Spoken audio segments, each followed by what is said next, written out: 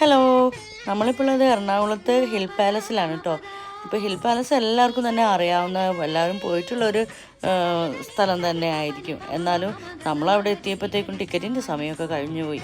പിന്നെ നമ്മളവിടെ എന്ത് ചെയ്ത് കുറച്ച് വീഡിയോ ഒക്കെ എടുക്കാൻ, ഫോട്ടോഷൂട്ടൊക്കെ നടത്തി അങ്ങനെ അവിടെ ചുറ്റും ഒന്ന് നടന്നു.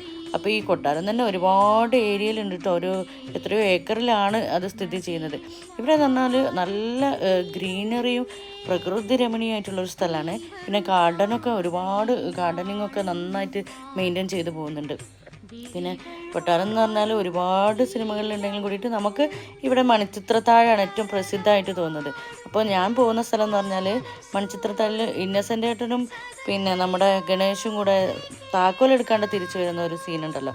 അപ്പോൾ അവിടെ വന്നപ്പോൾ ഡോറൊക്കെ തുറന്ന് കിടന്നിട്ട് അവർ പേടിക്കുന്ന ആ സീൻ എല്ലാവർക്കും ഓർമ്മയുണ്ടാവുമല്ലോ. അപ്പോൾ വീഡിയോ കണ്ട് ഇഷ്ടമായി ലൈക്ക് ചെയ്യണം, സബ്സ്ക്രൈബ് ചെയ്യാൻ മറക്കല്ലേ.